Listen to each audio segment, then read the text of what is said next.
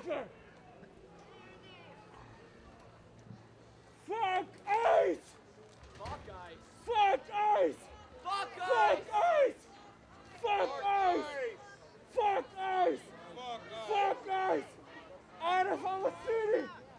Out of our city! Out of our city! Fuck ICE! Fuck ICE!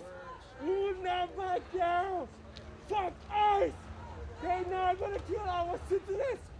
Fuck them motherfuckers! They're not gonna get away with this!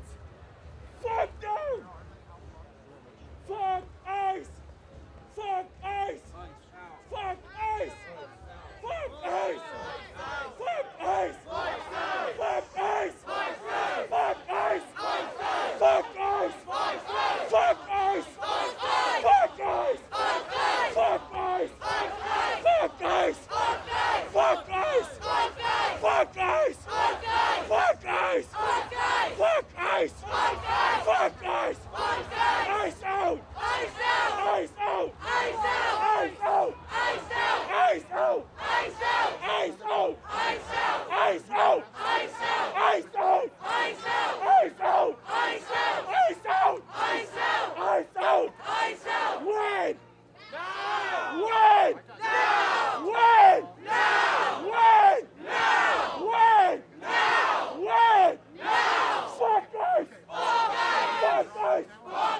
Fuck ICE! Fuck ICE! When? Now! When? Now! When? Now! When? Now! When? Now! Fuck ICE! Fuck ICE! Fuck ICE! Fuck Donald Trump! Fuck Donald Trump! Fuck that motherfucker! Hey, neighbor, can I say a few words? Yeah. Oh, yeah. My name's Ante. I wanted to be here to honor Alex. I want you to know I'm a respiratory therapist. I work in a hospital. I went to work last night regretting not to protest with you guys yesterday.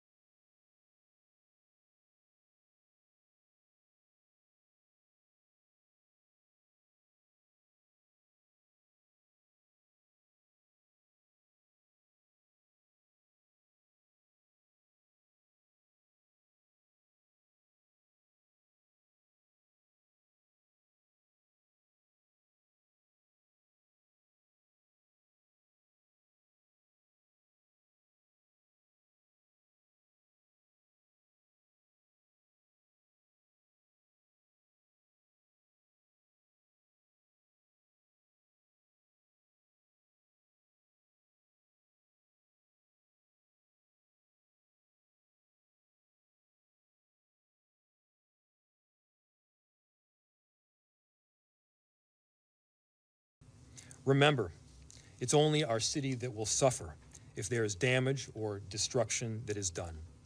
Finally, to the victim's family and friends, our hearts are with you. Our love goes out to you. I know that there is nothing that I can say right now that will ease the pain. But I hope you know that Minneapolis cares deeply for you. There are 435,000 residents that will do everything possible to stand with you.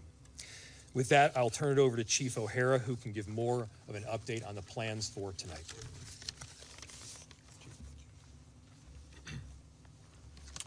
Thank you, Mayor. Good evening. I'm going to provide a brief update on the events today and our plans to maintain order in the city. I recognize that this is a volatile and emotional situation, and our focus remains, as it always has been, on de-escalation, slowing things down, and maintaining peace and order in this city. The situation is stable right now, and it is peaceful, and we intend to keep it that way. After our last press update, additional residents and demonstrators gathered today, and the situation deteriorated. Local and state law enforcement officers were surrounded on multiple sides by a mix of protesters and also agitators who engaged in unlawful acts. Individuals began erecting barricades, throwing glass bottles, ice chunks, and at least 2 separate fires were started in the immediate vicinity. Minneapolis police had to escort firefighters so that they could safely extinguish those fires. The number one priority of our police officers is to protect life and maintain public safety for all people in our community. And so given the volatility and rising public safety risks for residents, for demonstrators, and police officers, state and local law enforcement did deploy less lethal and gas munitions at that assembly in order to allow for a safe egress of law enforcement and to prevent further violence and damage. We do everything that we possibly can to de-escalate whenever possible, and the actions that were taken today were in response to a dangerous and escalating situation that already had multiple confrontations. The gathering at the scene now is peaceful, and we need everyone to respect the lives and property of all people in our community. In order to maintain that peace, we have established a vehicle exclusionary zone in the affected area. That zone has allowed traffic to be safely managed and has significantly reduced the risk of escalation, ensuring access for emergency vehicles, for residents of the area, and for lawful, peaceful demonstrations. This zone will be maintained by uniformed police officers of the Minneapolis Police Department, working alongside members of the Minnesota National Guard. National Guard members will be wearing fluorescent yellow safety traffic vests and will be working alongside uniformed Minneapolis police.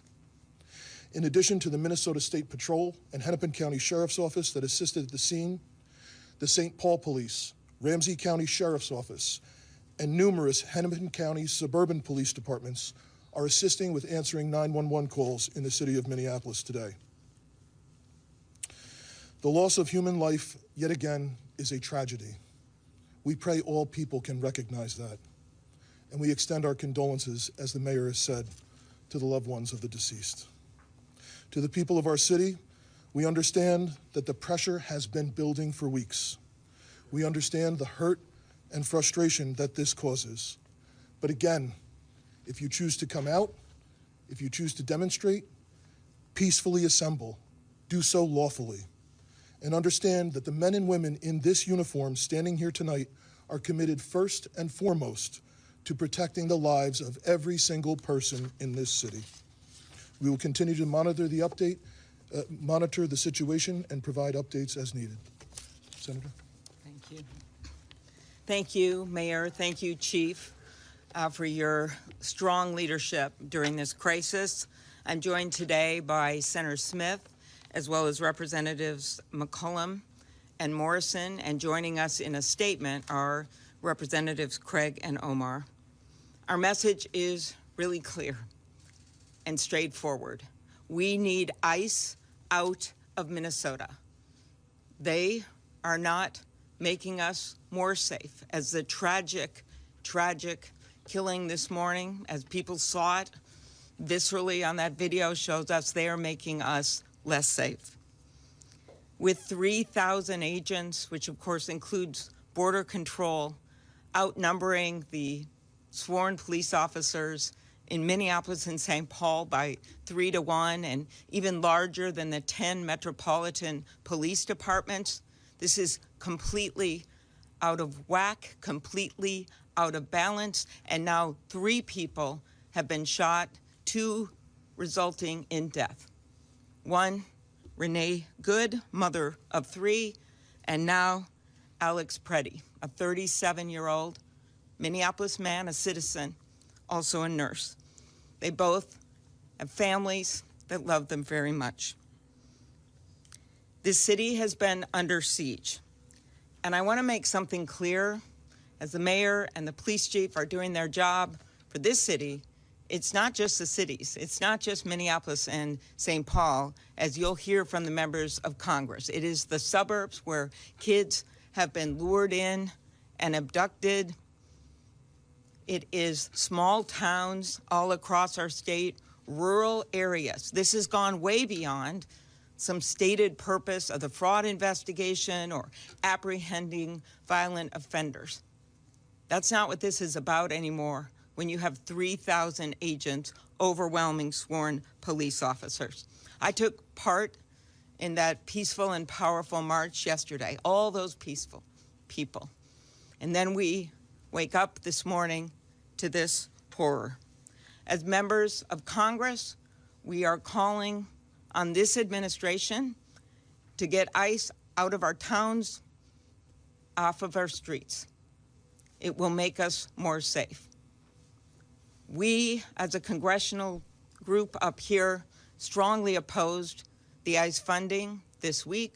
We opposed it this summer when our Republican colleagues tripled the budget, $75 billion. It is now more than the FBI. They reduced the training from 5 months to 47 days. And these are the results. We are also calling for a full and transparent investigation. We have done this before in Minnesota, coordinating with local and state and federal law enforcement. And if they're not going to do it, then they need to get out of the way and allow our very professional Bureau of Criminal Apprehension to conduct the investigation into these killings. And finally, we call on our Republican colleagues to stand with us.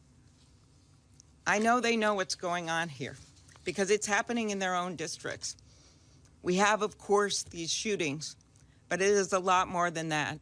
They know that something's wrong when a Hmong elder is pulled out of a house in his underwear and slippers, and they figure out about an hour later they got the wrong guy, and in fact the guy they were looking for is actually in jail.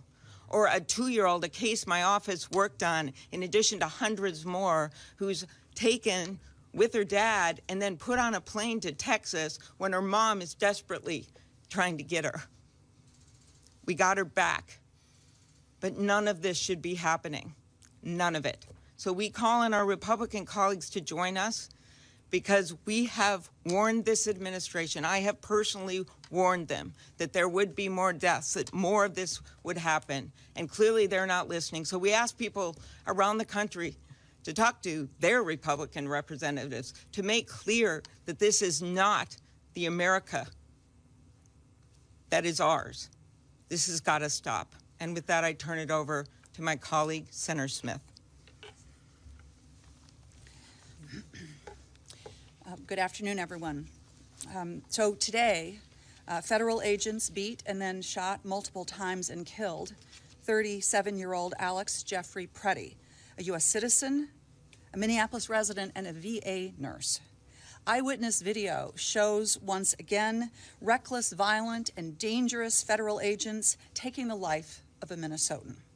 And rather than following standard law enforcement practice, which is focused on public safety and de-escalation, they have killed another person. And the Trump administration has already called Alex Preddy a domestic terrorist. He was a nurse.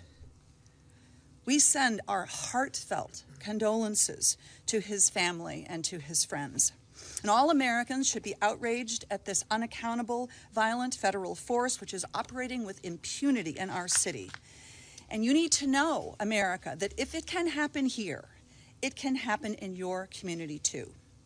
So we gather here to say, first, I want to say to the President, you must stop Operation Metro Surge immediately and send these ICE agents home so our communities can be safe. Second, it is essential that trusted, impartial state investigators at the BCA are allowed to fully investigate what happened here today. Third, I urge my neighbors to express our grief and outrage at this killing and at the federal invasion of our cities peacefully and with the love that we showed yesterday when so many thousands of us showed up in support of our community. And finally, we must have our Republicans in Congress, they must join with us to condemn this violent and unfettered violent abuse of power and to stop it. And they can do that by refusing to fund this agency so long as it continues to kill and terrorize Americans. That is what Senator Klobuchar and I will be working on in the United States Senate. And I just want to close by thanking so much the local law enforcement and fire departments, not only here in Minneapolis, but all across the state, that have been doing everything that they could, everything that you can to keep our cities safe. I once worked in City Hall, and I know what it's like, and I am so grateful for their relentless work to keep our communities safe. Representative McCollum. Well, we have a saying in Congress that we agree and reflect in our remarks those that have spoken before us. So I'm going to take a slightly different tact. You know, today, this morning, Saturday, we lost another life, and it didn't have to be that way. To all the protesters who have been out there peacefully protesting, who have been harmed and injured, it shouldn't be happening to you either. But I want to take a second, as Senator Smith was, just to reflect on the community. St. Paul stands with you, Minneapolis. The East and West Metro, we're united, as well as all Minnesotans. My phones have been ringing off the hook from frustrated members of communities that are asking me to talk to their Republican members of Congress to do something about the escalation of chaos and violence that has been caused by the presence of the Department of Homeland Security. Representative Morrison and I, along with Representative Omar and Craig, had an opportunity to show with our votes on the House floor just this week how disappointed we are that the President refuses to listen. Oh, well, we're more than disappointed. We are outraged. Part of the bill that was on the floor was to provide more body cameras for ICE. Well, they have them already in the thousands, and they refuse to wear them. So, Secretary Noem, have your officers suit up and put on their body cameras, just like our law enforcement does. To our law enforcement here, we appreciate you, especially those of you who have been working the extra shifts. To the school boards, to the community service volunteers, everybody out there in this community, you make us so proud to represent you in the United States Congress. We hold our head up high with how Minnesota is reacting to this. We celebrate 250 years of this United States of America. And I'll close with quoting Benjamin Franklin. He came out of the Constitutional Convention and he said, it's a republic if you can keep it. Well, we're showing we want to keep it a republic with peaceful protesting. Stay calm, be safe, take care of one another. And when you see a National Guards person out there trying to relieve one of our police officers, know that they're there to protect you. So please respect everyone out there trying to keep us safe. And with that, I'd like to welcome up my colleague from the West Metro, Representative Morrison. Thank you, Representative McCollum. You know, the day after tens of thousands of Minnesotans showed the world how to stand up peacefully against this administration's cruelty, lawlessness, and unacceptable occupation, and demand that ICE leave our state and end this federal invasion, the world is watching yet again as one of Donald Trump's federal agents have shot and killed another United States citizen in broad daylight in the middle of the street. First, we lost Renee Nicole Good, and now Alex Jeffrey Preddy, a 37-year-old man, a Minnesotan, an ICU nurse, a resident looking out for his neighbors as Minnesotans always do. And I do want to pause and offer my deepest sympathy and profound condolences to Mr. Preddy's family and friends. I am so sorry for your unimaginable loss. And we are once again now being asked to deny what we saw with our own eyes. We watched the videos of a masked federal agent shooting Alex in the back multiple times while he was pinned down by more than 6 other masked federal agents. And once again, DHS has come out with a predetermined narrative that contradicts everything we saw with our own eyes. 2 37-year-old Minnesotans are now dead, a poet and a nurse. For what? We cannot lose any more lives. We need a full, transparent, and comprehensive investigation led by our BCA. And ICE and Border Patrol need to halt all operations in the state and leave immediately. And Congress cannot be complicit in facilitating these lethal operations and federal occupation of our cities. We are standing here as a united front today, pleading for our Republican colleagues who control the Congress and who took the same oath to defend the Constitution and uphold the rule of law that we did, to stand up and stop this. Put your state and your country first. Put it ahead of your loyalty to this president. Minnesotans are in agony, watching their communities terrorized and families torn apart. ICE and CBP agents are traumatizing our communities, violating Minnesotans' constitutional rights, unlawfully detaining and arresting United States citizens, racially profiling people, forcing schools, restaurants, and businesses to close. And people are dying at the hands of these federal agents. It has to stop now before anyone else is hurt. And I return it to the mayor. Thank you. I'll just point out again the difference between tens of thousands of people just yesterday peacefully protesting, standing up for their neighbors, no injuries, no damage to property. That is how Minnesota and Minneapolis shows up versus what we saw again this morning. That is what is causing chaos on our streets, those actions that we saw on video, and you can believe your own eyes. With that, we'll open it to questions. Senator Klobuchar, are you willing to use every lever of power at your disposal as a member of the minority party to stop what is happening here, up to and including a government shutdown? Right now, we are focused on getting ICE out of this state. And of course, we will use every lever that we have. But I do remind people that Donald Trump runs the White House. And sadly, because to date we have not seen the Republican members of Congress standing up, he also seems to run the Congress. But the point here is that there are many changes that we could make.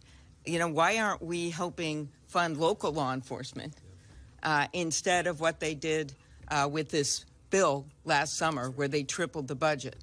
And why aren't they pledging to have a full investigation of what happened?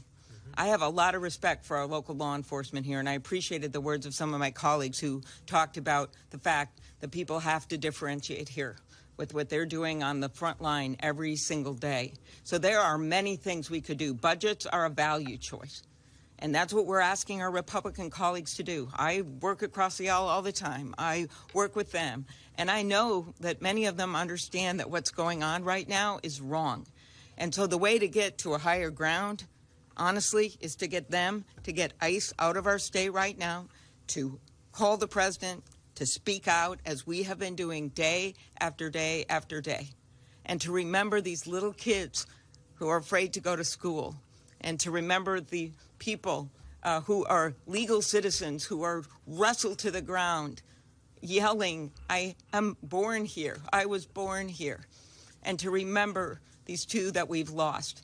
And I hope that's something that they all take home and that the people of this country do as they look at how they can get this administration to stop this. Mayor Frank, can you talk about the legal case that you were pursuing and how this shooting changes your strategy?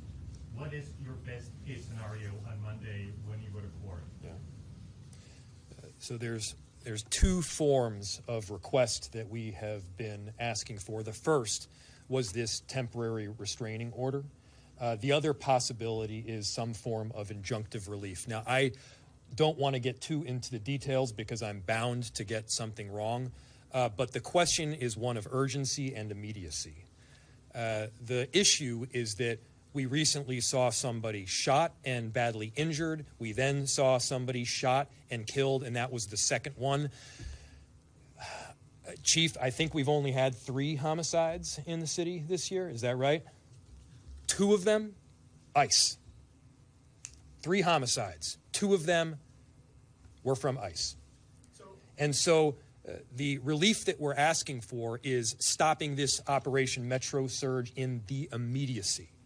It's preventing this massive influx of agents that is making it very difficult for us to do our jobs in the city as well as we need to do them, and we need to do regular day law enforcement as well. Yes? They defied a search warrant this morning. Do you think they'll abide by a court order from the federal judge? They have to abide. So the question is, they defied a search warrant this morning. Will they abide by a court order by a federal judge? Everybody listen to that question. The question is, will this administration abide by a court order? These are the underpinnings of our democracy, of our republic, and of this Constitution. The answer better be yes. Whether you're a Democrat or you're a Republican, you abide by those court orders. The answer has to be yes if you are a patriot for this country. And so, yes, my expectation is that they will abide by the court order because there is not an alternative. If I could just ask you, and also Senator Klobuchar and the other legislators, the rhetoric today seems back to where it was in the aftermath of Renee Good, if not even higher. Senator Klobuchar posted on X, Stephen Miller, then the present day slammed Senator Klobuchar's post. I mean, this is going on. The vitriol is through the roof on social media. Is there any way, or how are you going to come together? I mean, is there any way to approach the other side? Yeah.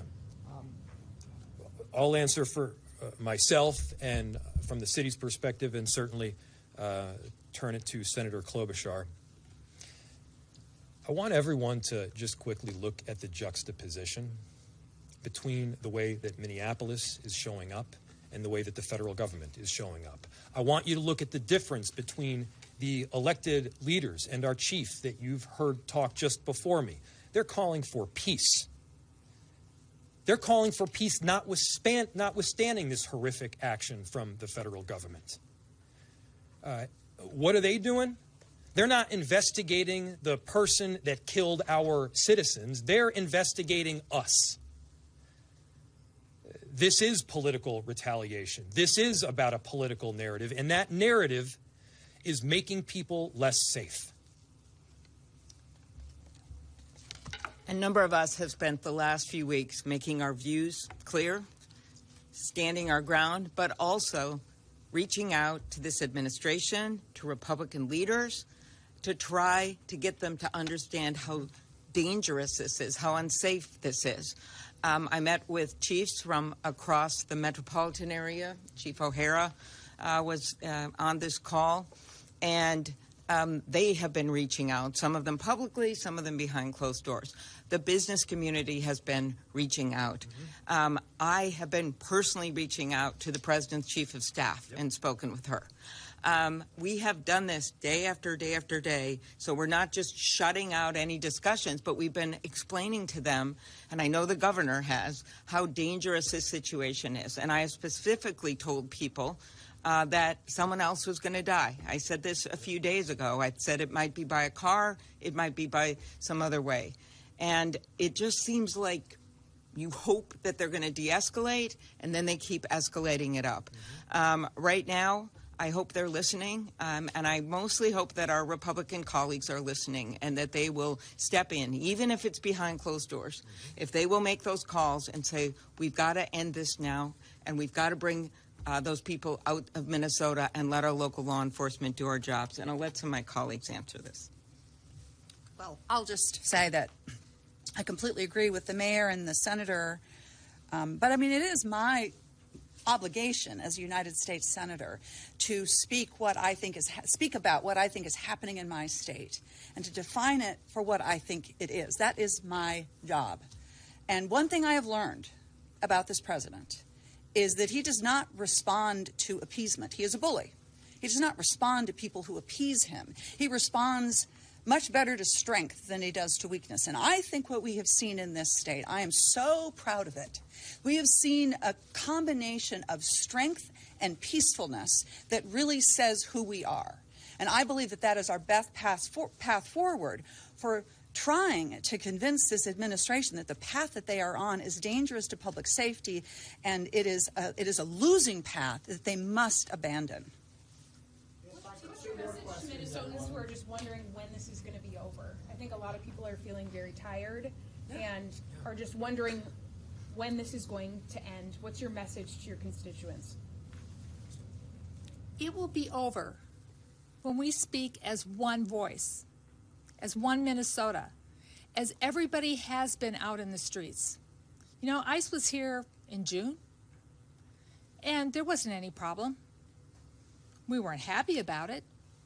There were people who we were concerned about the way that deportations and arrests were happening. We were worried. But we handled it in a peaceful way. The escalation now is not because Minnesota changed.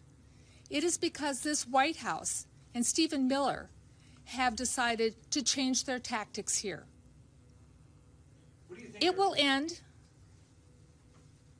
It will end when our colleagues who are hearing from their constituents because they are reaching out to me and others listen to their constituents and stand with their constituents and not stand with a White House that is not following the Constitution, breaking our laws, and not living up to the values of this country. That's when it will end. What do you think the end game? What do you think the end game is for Donald Trump at this point? What is he hoping to accomplish with this? Anybody up there?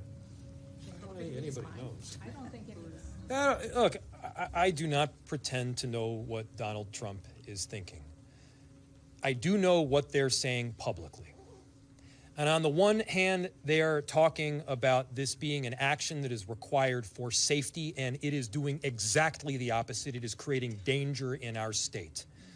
Again, if this were about safety, there would be many, many options.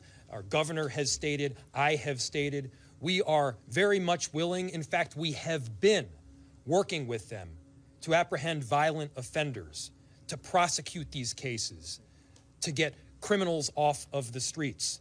That is not what we are talking about right now. What they are also saying is that this is simply political retaliation. They are saying this is political retribution, and it's focused here on a blue city in a blue state. That's not how America works. Other countries function that way. We don't. And so no matter your background or your ideology, this should be of deep concern for you no matter what town you're in America, because your town could be next. Your liberties, your freedoms could be sacrificed because of what this administration is doing.